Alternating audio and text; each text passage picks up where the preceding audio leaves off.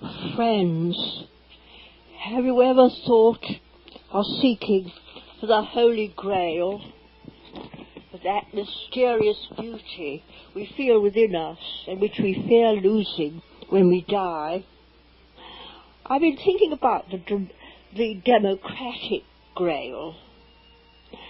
My spiritual adventures began in 1946 with a vision of the Holy Grail of the Last Supper, man sacrificing himself in the way women do when they give birth. In 1976, my brother and I had great joy in creating a chapel around our holy well within the castle, which is associated with the goddess and saint Brigid. It has been suggested that a prioress and Brigid associated with Priory O'Neill once existed on the castle site round the well. We used the water, which never runs dry, for drinking, and in 1976 began using it ceremoniously as part of our Fellowship of Isis ceremonies. It possesses healing power and other virtues, and we use it for bringing vision and healing. It happened that a distinguished tapestry worker from Holland presented our Temple of Isis with a giant tapestry, roughly woven from Hessian. Well, some of it had her blood woven into the pattern. It was such tough work, enormous. This showed a huge ochre-coloured womb, and round it was depicted an enormous pair of women's thighs and legs extending downwards. The vaginal canal was indicated by the space for a door, or between the legs, you see. My nephew David, a sculptor, was delighted by this gift by a famous crafts worker. The artist chose, I'm afraid, my drawing room door as the site for hanging this tapestry. I was not pleased. During the day, I had to enter my beautiful white and blue drawing room through a giant woman's legs, beneath her equally giant womb. It was all also in dark, rather ugly, I thought, brown colours with ochre. In the end, I endured this no longer. Originally, the work had been donated to our temple. It should go there. So I summoned our builder, Johnny Roberts, who did our work for the temple. I asked him to hang the tapestry behind our well. He pointed out it was far too long, but I directed that the woman's legs should be folded back round our dolmen altar. Our granite altar, therefore, was between her legs and rather hid them. He did so. My nephew was so furious at this desecration of a work of art worth thousands that he buffed his head against a pillar. Butted his head, really. I myself would have preferred a Glastonbury-style hanging of La Dame à la Licorne, something Camelot.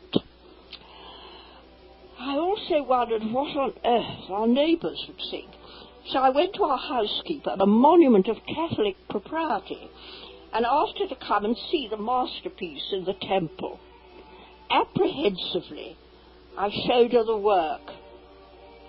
She exclaimed in delight, "It's beautiful. It's the chalice." So it has remained ever since. I regarded this as a useful mistake on the part of Mrs. Shield. Only on reading the Da Vinci Code recently did I even think of the womb as the chalice. One can really regard Dan Brown as a Parsifal uncovering the Holy Grail, because for millions he has revealed the chalice as a womb. Well and good. But now came a danger. We had escaped bloodlines to our democracy. This revival of bloodlines seemed fascist, a return to Aryan supremacy, the chosen people, the Superman. Extraterrestrials, rumours of indigo children, superior offspring of extraterrestrial contacts. Personally, I rather preferred the Merovingians. They did not cut their hair, healed by laying on of hands, conversed with beasts, and had the charm of being descended from a sea monster. Could one want more? Oh well, we must evolve. We are 2% human, we are assured by scientists, 98% chimpanzees.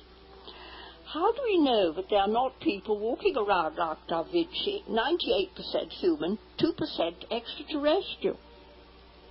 So do we end up as evil-minded as the genocidal racists of the 20th century? Do we develop the paranoia that gives us delusions of DNA, 12 or 20 strands more than the ordinary chap on the street, stemming from Atlantis, from Christ, from Akhenaten, from gods, Nephilim, UFO-nauts? There must be an answer. Here is mine, anyway.